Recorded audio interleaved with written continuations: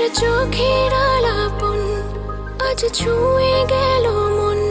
কি ভাষায় লিখি তোর রচনা।